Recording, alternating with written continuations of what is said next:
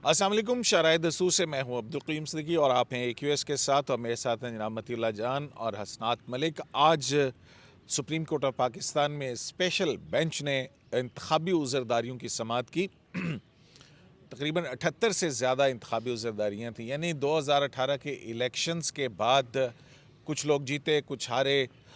किसी ने जो है वो इंतखाबात को चैलेंज किया। तो इस हवाले से जो है तकरीबन 78 के करीब इंतखाबी उज़रदारियाँ जो है आज 3 साल बाद लगीं। और जो 3 साल बाद लगी हैं उसमें भी एक और अहम बात ये है कि सुप्रीम कोर्ट ऑफ पाकिस्तान ने 2020 में वो 5 क्वेश्चन फ्रेम किए थे इंतखाबी उज़रदारियों के हवाले से, जिनमें फ़नी या तकनीकी बुनियादों पर जो खारिज हुई। इलेक्शन ट्रिब्यूनल्स ने इंतखाबी उज़रदारियाँ जो हैं वो खारिज की थी उस हवाले से, और ये भी कोई क्वेश्चंस फ्रेम किए थे, आज से 1 साल 1.5 साल पहले की बात है। तो उनका आज स्पेशल बेंच ने उसकी हेयरिंग की। उसमें जो सबकी तवज्जो का मरकज़ था वो केस था कासिम सूरी, जो डिप्टी स्पीकर कौमी असम्बली हैं, उनके हवाले से, क्योंकि उनको डी-सीट कर दिया था इलेक्शन ट्रिब्यूनल ने, और फिर सुप्रीम कोर्ट ने इलेक्शन ट्रिब्यूनल के फ़ैसले के ख़िलाफ़ स्टे ऑर्डर दे रखा है, और वो भी उमर अता बंदियाल साहब के बेंच ने ही दिया था। आज भी बेंच जो है उसकी सरबराही जस्टिस उमर अता बंदियाल कर रहे थे। बेंच के दीगर जो अरकान थे उनमें जस्टिस एजाजुल एहसन और जस्टिस मोहम्मद मज़हर आलम मियाँ खेल शामिल थे। इसके अलावा जो है इसकी इस माहौल के अंदर इन इंतखाबी उज़रदारियों की समाअत के हवाले से क्या अहमियत है, और दूसरी तरफ जो है जजेस तकर्री के हवाले से क्या हो रहा है, और वो कौन से अहम मुकदमात हैं, क्योंकि 1 फरवरी के बाद से 1 माह गुजर गया। गो के पुरानी मुकदमात जो हैं वो लग रहे हैं, नैब की बहुत ज़्यादा अपीलें जो हैं वो सुप्रीम कोर्ट के अंदर लगी हैं। तो इस पर भी बात करेंगे। तो जनाब मतीउल्लाह जान साहब, ये जो 78 इंतखाबी उज़रदारियाँ हैं तकरीबन, जिसमें MPAs और MNAs शामिल हैं, इस वक्त पे उनकी इंतखाबी उज़रदारियों की समाअत किस तरह देख रहे हैं? ये बड़ी हैरत की बात है कि जो मकसद है इंतखाबी कवानीन का वो ये है कि जो ही इंतखाबात हों तो उनके फ़ौरन बाद इलेक्शन ट्राइब्यूनल को भी एक लिमिटेड टाइम पीरियड दिया जाता है, मेरे ख्याल में 60 डेज़, कि उसके अंदर अंदर आपने 3 अब या 4 महीने के ट्राइब्यूनल अंदर में अंदर। जाएं और उसमें आप कंटेस्ट करें। पटिशन फ़ाइल करने के लिए वो टाइम होता है और 60 दिन के बाद वो डिसफंक्शनल हो जाते हैं। उसका मकसद ये होता है कि जो इंतखाबी मामलात हैं फ़ौरी तौर पर निपटा दिया जाए, इसीलिए ट्राइब्यूनल को भी उनकी लाइफ भी महदूद रखी गई है। मगर होता क्या है कि ट्राइब्यूनल जो भी मामलात निपटाता है उसके अगेंस्ट फिर आप अपील में सुप्रीम कोर्ट में आ जाते हैं, और सुप्रीम कोर्ट में जब आप आ गए तो फिर 3-3 साल और 4-4 साल, और कई मामलात में 5-5 साल। और इधर तो मैंने 2013 के इंतखाबी मामलात भी जो हैं सुप्रीम कोर्ट में 1-2 दिन पहले डिसाइड होते देखे हैं। ना तो इन्फ्रक्चर्स होने की बुनियाद पे, वो तो अभी ये शाह मोहम्मद ताज वाला केस भी था। बड़ी अफसोसनाक बात है कि सुप्रीम कोर्ट के अंदर जो इलेक्शन पटिशने हैं उनके फ़ैसले नहीं होते, और अरकान पार्लियामेंट जो हैं उनको अपने सियासी मुस्तकबिल के हवाले से वो गैर यकीनी किसी सूरत हाल में रहते हैं। अब ये तकरीबन 78 के करीब या 75 के करीब MNAs भी हैं और MPAs सारे मिलाकर। अब पाकिस्तान की चाहे वो कौमी असम्बली हैं चाहे वो सूबाई असम्बलियाँ हैं, अब ये 78 जो अरकान हैं उनके मामलात, उनका सियासी मुस्तकबिल जो है वो दाव पे लगा हुआ है। और यहाँ पे 3 साल से ज़्यादा अरसे हो चुके हैं। ये 2018 के ज़्यादातर इंतखाबी उज़रदारियाँ हैं जो कि अभी तक जिनका फ़ैसला नहीं हुआ। तो बहुत ही अफ़सोस का मुकाम है। और यहाँ पे हम देखते हैं कि कासिम सूरी जैसे डिप्टी स्पीकर जो हैं कोयटा से जो इलेक्ट हुए हैं, वो स्टे ऑर्डर लेके जो है अभी भी असम्बली बलोचिस्तान के से कोयटा से। बलूचिस्तान कोयटा से आए हैं, और वो स्टे ऑर्डर लेके वो यहाँ पे बैठे हुए हैं अभी तक, और डिप्टी स्पीकर का ओहदे डिप्टी पे। स्पीकर के ओहदे पे बैठे हुए हैं, और सुप्रीम कोर्ट उनका फ़ैसला नहीं कर रही। और आज भी उनकी तरफ से नईम बुखारी साहब पेश हो गए, और उनका केस अब अलग कर दिया गया है, क्योंकि उनको मेरिट पे भी उनको शायद डी-सीट किया था ट्राइब्यूनल ने, और फिर तकनीकी बुनियादों पे भी, क्योंकि इलेक्शन के कानून में आ गया था कि कोई तस्दीकी सर्टिफिकेट अगर साथ ना लिखा हो, प्रॉपरली वेरीफाइड डॉक्यूमेंट्स ना हो, पटिशन वेरीफाइड ना हो, तो फिर भी कानून में लिख दिया गया है कि वो जो ट्राइब्यूनल है वो पाबंद है उसको रिजेक्ट करने का। तो अब उसके ऊपर भी यहाँ पे सवाल उठ रहे हैं, मगर वो बैठे हुए हैं। तो बड़े ही अफसोस का मुकाम है। और जो असल मकसद है फ्री एंड फेयर इलेक्शन कराने का, और इलेक्शन कमीशन के जो एक तरफ तो सुप्रीम कोर्ट कहती है कि इलेक्शन कमीशन नाअहल नहीं करार दे सकता, उसके अख्तियारात को महदूद किया जा रहा है, और दूसरी तरफ जो वो फैसला करते हैं उसके ऊपर 3-3 साल तक मज़ीद अपीलों पे फैसले नहीं होते इलेक्शन ट्राइब्यूनल के फैसलों के ख़िलाफ़। तो ये अच्छा, बड़ा ही आपके एक ख्याल तज़ाद है। में मतलब अमूमन हम देखते हैं कि पहली हेयरिंग के अंदर स्टे मिल ही जाता है, तो कल जो फैसल वाउडा साहब को स्टे नहीं मिला, ना इंतखाबात इलेक्शन अदालत ने रोके, लेकिन एक किस्म का मैं तो कि उसको स्टे ही समझता हूँ कि subject to the final decision of the court जो है वो इंतखाबात की फेट भी होगी। जी जी, रिज़ल्ट जो होंगे हाँ, वो मशरूत कर दिए गए हैं। अब तो उसमें फाइनल डिसीजन क्या है, उसमें असल में फैसल वाडा साहब वो रंगे हाथों पकड़े गए। उन्होंने एक झूठ बोला, और उनके जो वकील हैं बैरिस्टर वसीम सजाद, उन्होंने सुप्रीम कोर्ट के सामने तस्लीम किया कि जब उन्होंने वो हल्फिया बयान दिया था तो उस वक्त कानूनी एतबार से उन्होंने अमरीकी शहरियत नहीं छोड़ी थी। ये बैरिस्टर वसीम सजाद ने तस्लीम किया, मगर वो इसको एक इनोसेंट मिस्टेक कह रहे थे कि उनसे जो है भूल होगी। वो इस इम्प्रेशन में थे कि चूँकि उन्होंने अप्लाई कर दिया तो शायद हो गया, मगर वो कन्विंस नहीं कर सके। अब इतना बड़ा झूठ, और बैरिस्टर वसीम सजाद उसको तस्लीम भी कर रहे हैं कि वो हलफनामा गलत था, वो झूठा था, तो उसके बाद फिर ऑब्वियसली उनको स्टे देने का मकसद जो था वो रिलीफ देना होता। और रिलीफ स्टे देने से मुराद ये थे फिर वो कासिम सूरी की तरह 3 साल एमएनए वो बने रहे, हाई कोर्ट ने कोई उसका डिसीजन नहीं लिया।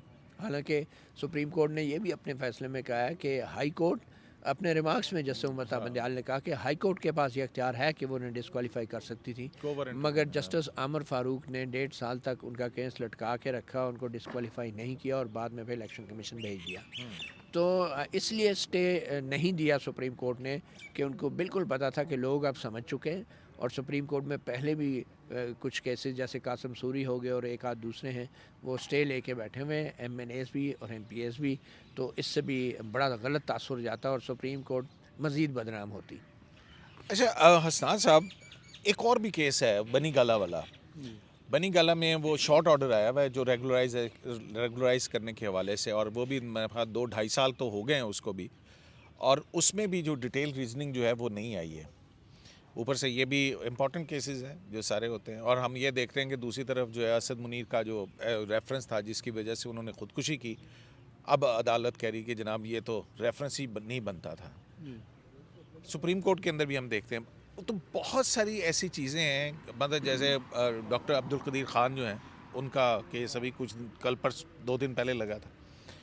तो ये केसेस जो हैं उनकी मैनेजमेंट के हवाले से क्या प्रायोरिटीज़ क्या है, ये कुछ समझने वाली बात है हमारे पास? देखिए, मेरा ख़्याल है कि फॉर्मर चीफ जस्टिस गुलजार अहमद के टाइम में ये चीज़ रही है कि हाई प्रोफाइल केसेस दबा दिए गए और लगे नहीं।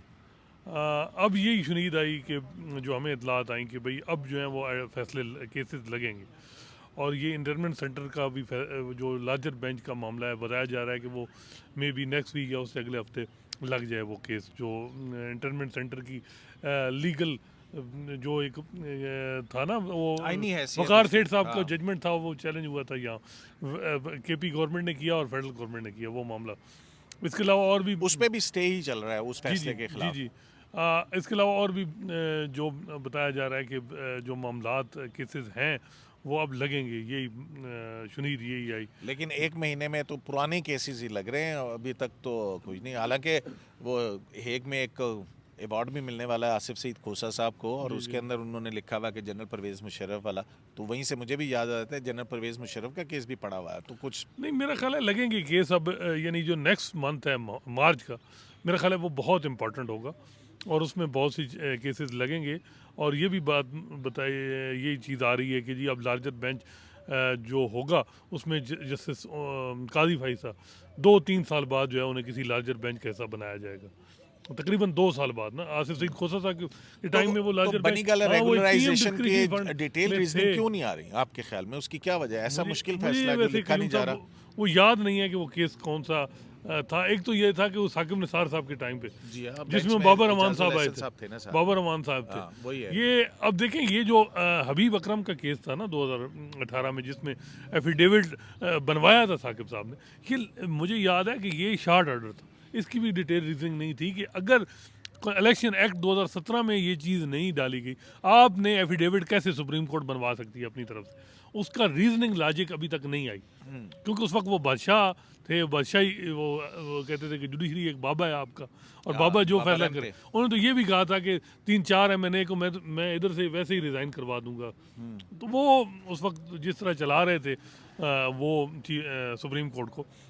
लेकिन अब ये है कि जो मार्च में मेरा ख्याल है कि बहुत से केसेस लगेंगे, क्योंकि ये बहुत ज़्यादा बात आई है। बहुत से केसेस पटिशन जिन पे ऑब्जेक्शन लगे थे, जैसे लाहौर हाई कोर्ट बार की पटिशन थी कि जी सीनियरिटी प्रिंसिपल को फॉलो करने के हवाले से कि जी सुप्रीम कोर्ट में जो जजेस की अपॉइंटमेंट पे सीनियरिटी को फॉलो किया जाए, उस पर पटिशन था, उस पर इतराज़ात लगे थे। वो कल जो है वो इतराज़ात की अपील जो है वो चैम्बर लगी थी एजाजुल हसन साहब के पास।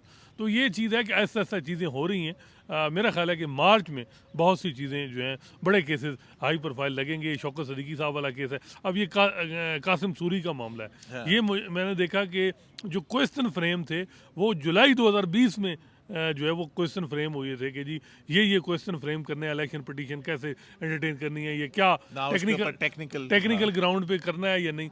लेकिन जुलाई 2020 के बाद ये मैटर पेंडिंग रहा है। तो अब यही है कि जो नेक्स्ट मंथ है, जैसे उन्होंने कहा कि 2 हफ्ते बाद ये केस लगेगा कासिम सूरी साहब वाला, तो मार्च जो है ये जो अभी स्टार्ट हो गया है, इसमें यही है कि बहुत से लार्जर बेंचेस, बहुत से जो इम्पोर्टेंट मैटर हैं वो लगेंगे। वो लगेंगे। तो अच्छा, एक और भी है ना, जजेस की अभी एक वो गुलजार साहब की सीट खाली हुई भी है, उस पे क्या डेवलपमेंट है? सिंध हाई कोर्ट से आ रहे हैं अपना एम शेख साहब? नहीं, मेरा ख्याल है कि उसमें एक तो ये है कि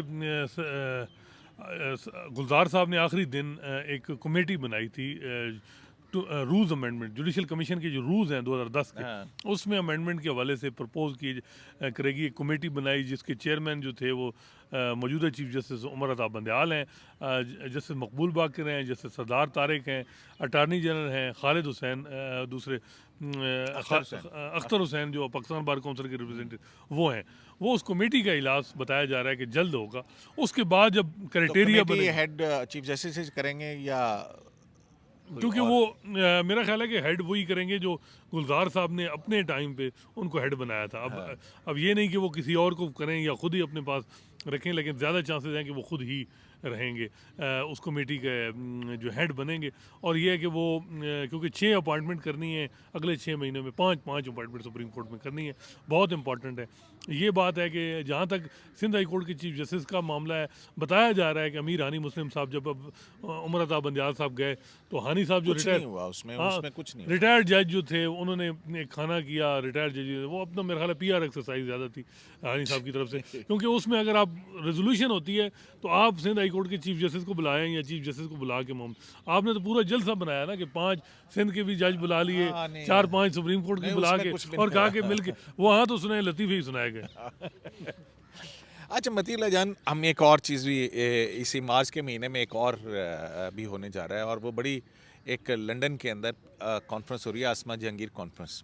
उसमें सुप्रीम कोर्ट के 2 फाजिल जज साहिबान जो हैं वो इनवाइटेड हैं।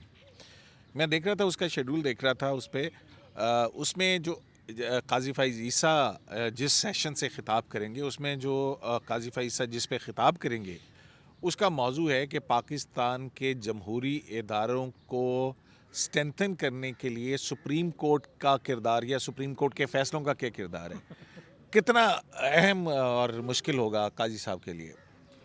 देखें, पहली बात तो ये है कि हसनात मलिक साहब जिक्र कर रहे थे कि बहुत से पुराने केसेस लगेंगे, तो सुप्रीम कोर्ट के जस्टिस काजी फ़ाइज़ ईसा साहब जैसे कुछ जजों ने तो जमहूरियत को मजबूत करने की पूरी कोशिश की है।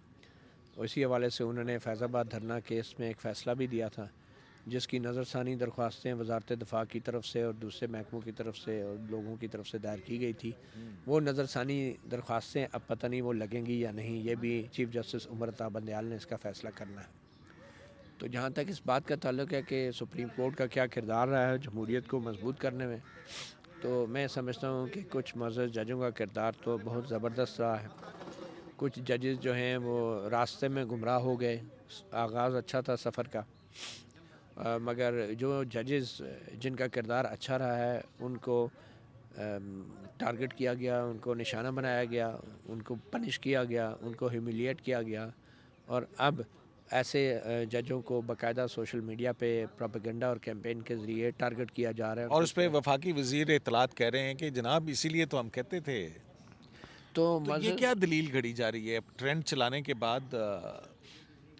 तो बात यह है कि सुप्रीम कोर्ट के कुछ मज़हब जजेस तो तारीख़ में अपना नाम सुनहरी हरूफ में लिखवा गए और लिखवा रहे हैं, मगर अक्सरियत अफसोस के साथ कहना पड़ता है कि वो जमहूरियत के अंदर जो भी उनका किरदार रहा है, अक्सरियत जो है वो कोई अच्छे किरदार के हामिल नहीं रहे।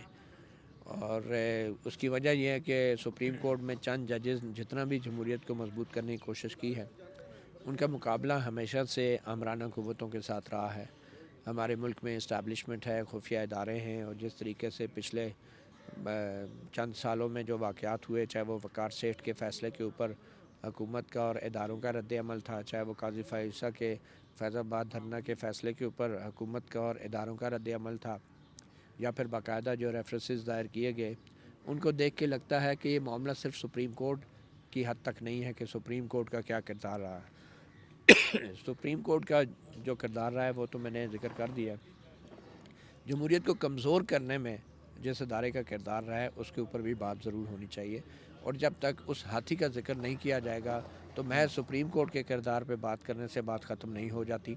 आप देख लें, हमारा जो सुप्रीम कोर्ट का म्यूज़ियम है उसमें तमाम बाजी के उन जजों की भी तस्वीरों को हीरो बना के उनको दीवारों पे लटकाया गया है। जिन जजों ने अदालती कत्ल किया एक वज़ीर आज़म का, मार्शल लॉ को जायज़ करार दिया, और आज उनके गाउन, उनकी किताबें, उनके कलम, उनकी एनके, उनके जूते जो हैं यहाँ पे नुमाइश पे रख के नौजवान नस्ल को गुमराह किया जाता है और बताया जाता है कि ये जजेस कोई बहुत बड़े हीरो थे और बड़ा इन्होंने तारीख़ में रकम, हालांकि शर्मनाक किरदार के हामिल रहे हैं ये लोग जिनके गाउन और जूते आज सुप्रीम कोर्ट की म्यूज़ियम में रखे हुए हैं।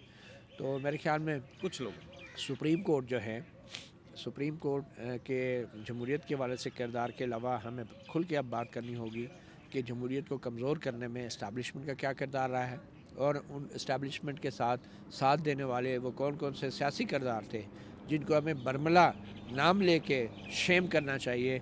बदकिस्मती से आज उन्हीं के कदमों में बैठ के हम वोट ऑफ नो कॉन्फिडेंस के लिए हमायत के तलबगार बने हुए हैं। अच्छा, नहीं इसमें देखें ना कि सुप्रीम कोर्ट का अगर देखें मुख्तलिफ फ़ैसले, नसीम हसन शाह साहब का नवाज शरीफ की असम्बलियाँ बहाल करने का फ़ैसला, अच्छा फिर वो आपको याद है कि सुप्रीम कोर्ट जो है वो असम्बली बहाल करने जा रही थी, और वो कौन सा था, कौन सा केस था, 88 हाजी सैफुल्लाह केस जो है, उसमें फिर ये छपी थी कि वसीम सज्जाद साहब जो आज यहाँ पे थे वो जनरल असलम बेग का मैसेज लेके जो है वो आए थे, और उसके बाद उन्होंने कहा था कि इलेक्शन जो है वो क्योंकि अनाउंस हो चुके हैं तो लिहाजा सारी पार्टियाँ उसके अंदर इलेक्शन लड़ें। मेरा ये है कि गयूम साहब, जो मैं देख रहा हूँ मार्च 2009 के बाद जो एक पॉलिटिकल पार्टीज़ वकला से रिस्टोर जुडिशरी आई, उनका जो रोल है मेरा ख्याल है माजरत के साथ उन्होंने जमहूरियत को बजाय इसके कि वो मजबूत करते हैं उन्होंने कमज़ोर किया। जो पॉलिटिकल स्पेस देनी थी सियासतदानों को 2009 से 13 तक वो नहीं दी गई। सियासतदानों को बदनाम किया गया, उनके चर्चे ऐसे लाए गए, करप्शन, अजब दस्ताने कहानियाँ और ये वो, और मेमो गेट भी आया माजरत के साथ। उस वक्त जैसे काजी फ़ाइसा भी गुस्सा निकालते थे जिस तरीके से इस्लामाबाद हाई कोर्ट में मेमो गेट की समाअत होती थी, वो सारी चीज़ें जो थीं, जो मकसद था, फिर मुहरकात थे, वो जब इस्टेब्लिशमेंट जो 2009 में कमज़ोर थी वही इस्टेब्लिशमेंट 4-5 साल बाद मजबूत हुई, और सियासत हमारी जो सियासी पार्टियाँ हुई वो जो है कमज़ोर तर होती गई। और यही मेरा ख्याल है कि सबसे बड़ा जो जुल्म हुआ वो हुआ 2009 से 2013 के दरमियान, जो हमारी सुप्रीम कोर्ट ने किया, और उन्होंने सियासत को बुरा किया, पार्लियामेंट को कमज़ोर किया, और उसके बाद वो वज़ीर-ए-आज़म को घर भेजा। 2013 के बाद से जो हुआ, उसके बाद अगर आप देखें कि 2014 में पनामा आया, नहीं वो मैं उसके 2014 में जब नासुल मुल्क का टाइम आया तो आप देखें इलेक्शन रिगिंग का कमीशन बना, उन्होंने कहा कि जी कोई रिगिंग इस तरह सिस्टमेटिक नहीं है। जब यहाँ 2014 का धरना आया, उन्होंने लार्जर बेंच बना के एक रिस्ट्रेनिंग आर्डर पास किया कि इसकी आड़ में आप कोई ऐसा ना हो कि कोई ऐसा इसाक हकमानी केस में भी था, और उसके अलावा और भी कई फैसले। लेकिन जब 2017 आया, जब पनामा में जो है वो सुप्रीम कोर्ट जो है वो एक इस तरीके से आप कहें कि वो एक से पीटीआई कामयाब रही और उन्होंने नवाज शरीफ और पीएम मिलन के ख़िलाफ़ एक पूरा महाज बनाया सुप्रीम कोर्ट ने, और नून लीग को उस वक्त के रजीम को कमज़ोर करने में साकिब निसार साहब ने कोई कसर नहीं छोड़ी, और उनके इतने फैक्ट्स हैं कि उनकी बायस जो है वो हर तरफ जो है वो नज़र आ रही थी, और उसका अभी तक कोई दफा भी नहीं कर रहा जो कुछ उन्होंने किया। और ये कहा कि इलेक्शन से पहले जो है वो एक रेफरेंस का डिसाइड हो जाए। वजह ये थी कि इलेक्शन जो हो रहे हों 2018 के, उस वक्त नवाज शरीफ और उनकी बेटी जेल में जाए। तो ये सारे चीज़ें ओपन सीक्रेट है। तो उसके बाद अगर आप देखें तो वो ओवरऑल जो साकिब निसार साहब की रिटायरमेंट के बाद आसिफ सईद खोसा साहब ने चीज़ें बैलेंस करने की भी आपने देखा होगा कि कोशिश की कि जी वो आखिरी दिनों में 2 चौके लगाए। आर्मी चीफ का केस या मुशर्रफ का, जिस तरह का उन्होंने कहा कि जी मैंने वो वकार सेठ को जब अपॉइंट कराया स्पेशल कोर्ट का हेड, तो किस तरह लॉ सेक्रेटरी को जो है वो उन्होंने सस्पेंड कर दिया। तो ये वो चीज़ें थी। फिर उनको भी कंपेन का सामना, उनके ख़िलाफ़ भी सोशल मीडिया पे कंपेन चली। फिर गुलजार साहब का टाइम तो आप देखेंगे वो जैसे निकला, उन्होंने तो ये कहा कि केस लगाना ही नहीं है ना, चाहे वो इधर है या उधर है, कंट्रोवर्शियल उसको लगाना ही नहीं है। तो ये वो तारीख है जो सुप्रीम कोर्ट की मार्च 2009 मजमूई तौर के ऊपर जो है हम देखते हैं कि एक चीज तो हुई कि लेकिन वो एक जो है, मार्शल लोकल लॉ लग गवर्नमेंट जाते थे वो नहीं लगे। लोकल गवर्नमेंट करवाए सुप्रीम कोर्ट ने, इसमें रोल है कि लोकल गवर्नमेंट का जब भी इंटरवेंशन 140A जो 140A की इम्प्लीमेंटेशन के हवाले से, वहाँ सुप्रीम कोर्ट ने अपना रोल प्ले किया। लेकिन हमने देखा कि खा जैसे चीज़ें, अगर इलेक्शन पिटीशन जैसे बात है आर्टिकल 225 में हो रही हैं, अगर कोई टेक्निकली या कोई रह गया, आपने को वारंटों में क्या ज़रूरत थी 184(3) में 199 में सियासतदानों को घर भेजने की और तायात भेजने की। कभी कहा तायात नए लें, कभी कहा पॉलिटिकल पार्टी का हेड नहीं हो सकता, कभी कोई और बात दे आए, पार्लियामेंट के मामलात को देखा तो ये पीएसी में अपना रजिस्ट्रार नहीं भेजा।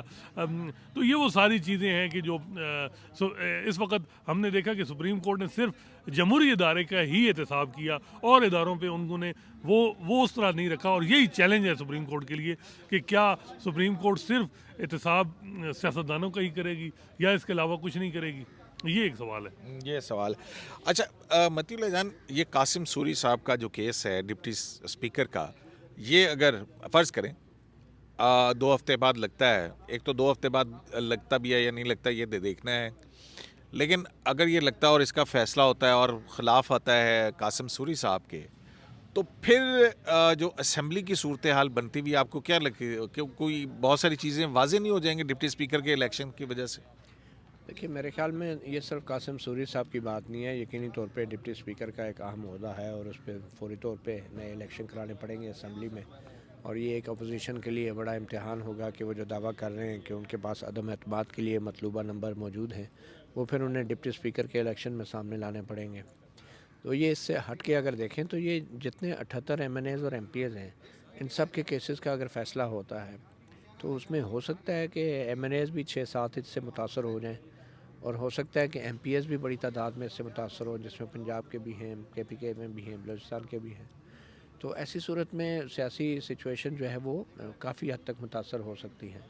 तो इस वक्त जो सुप्रीम कोर्ट है वो मेरे ख़्याल में इस वक्त वो एक डॉट बोर्ड के ऊपर बैठी है, पॉलिटिकल डॉट बोर्ड, जिसमें उनको एग्जैक्टली या ज़रूर किसी न किसी को आइडिया होगा कि ये जो 78 MNAs और MPs के केस लगे हुए हैं सुप्रीम कोर्ट में, इसमें से कितने MNAs को और किस किस को अगर कैसे कैसे उनकी सीट पर रखा जाए या हटाया जाए, तो उससे अदम एतमाद से पहले ही कुछ सूरत हाल बन सकती है। लेकिन इसमें तो कुछ है ना, जो टेक्निकल ग्राउंड्स के ऊपर डिसमिस सिलेक्शन ट्रिब्यूनल्स ने की हुई हैं, वो अगर सुप्रीम कोर्ट कहती है कि हाँ जी ये टेक्निकल रीजंस की वजह से डिसमिसल ठीक नहीं था, वो वापस इलेक्शन ट्रिब्यूनल्स को जाएंगी, वहाँ पे फिर अपीलों के फैसले होंगे, फिर उसके बाद आएंगे ना कुछ जो हैं जो डीसीट हुए हुए हैं। मैं बताऊँ, जो डीसीट हुए उनके स्टे ऑर्डर अगर ख़त्म हो जाते हैं और वो डिसीजन अफोर्ड हो जाते हैं, 2-3 तो होंगे ना MNAs हैं, इंक्लूडिंग कासिम सूरी और चंद दूसरे। फिर उसमें रिकाउंटिंग के बहुत सारी अपीलें कि जो रिकाउंटिंग इलेक्शन कमीशन ने जो है वो डिनाई की है या ऑर्डर की है, तो उसके अगेंस्ट अपीलें आएंगी। अगर वो भी रिकाउंटिंग भी हो जाती है उन हल्कों में, तब भी 2-3 लोग मुतासर हो सकते हैं, MNAs जो हैं, और MPs भी काफ़ी 5-6 मुतासर हो सकते हैं। तो फिर भी देखें, सुप्रीम कोर्ट अगर इन 75-76 MNAs और MPs का फ़ैसला करती है तो फिर ऑब्वियसली ये एक बहुत बड़ा डिसीजन होगा। और इसमें सिर्फ PTI की बात नहीं है, इसमें हो सकता है मुस्लिम लीग नून PMLN के भी हैं। PMLN के लोग भी मुतासर हो जाएं। तो इस वक्त जैसे मैंने कहा कि डार्ट बोर्ड जो है वो इस वक्त सुप्रीम कोर्ट में बज़ाहिर सज चुका है और कोई ना कोई जो है इन फहरिस्तों को ज़रूर बड़े गौर से देख रहा होगा कि आने वाले वक्तों में सुप्रीम कोर्ट जमहूरियत को मजबूत करेगी या कमज़ोर करेगी। बहुत शुक्रिया आपका मतीला जान और हसनात साहब। हमने आज के केस के हवाले से अब जैसे कि मतीला जान ने कहा कि ये इसकी एक सिग्निफिकेंस तो है, मतलब ये जो 78 केसेस हैं इसके अंदर MPs भी हैं, MNAs भी हैं और भी एक गेज भी है कासिम सूरी जो है कि इन केस हम ये मफरूज़े पे बात करें, हमें नहीं पता कि सुप्रीम कोर्ट उसको बरकरार रखती है कि नहीं रखती है, या इलेक्शन ट्रिब्यूनल का उनका डीसीट करने का फ़ैसला बरकरार रखती है या नहीं रखती है। बहरहाल इसका फ़ैसला तो जो है वो जैसा कि आज चीफ जस्टिस पाकिस्तान उमर अता बंदयाल साहब ने कहा कि 2 हफ्ते में as early as possible hearing की उन्होंने ख़ुद आज अपनी तशरीह की है कि इसका मतलब होता है कि 2 हफ्ते में केस लग जाएगा और फिर उन्होंने ये कहा कि इस महीने हम फिर दोबारा मिलेंगे। तो लिहाजा मार्च के महीने के अंदर बड़े अहम जो है वो मुकदमात के फ़ैसले होंगे और ये अगर ये फ़ैसले होते हैं तो फिर इससे एक नई सूरत हाल जो है वो एमर्ज होती हुई हमें नज़र आती है। शराय दस्तूर से अब्दुल करीम सिद्दीकी को AQS लाइव से इजाज़त दीजिए। अल्लाह निगहबान।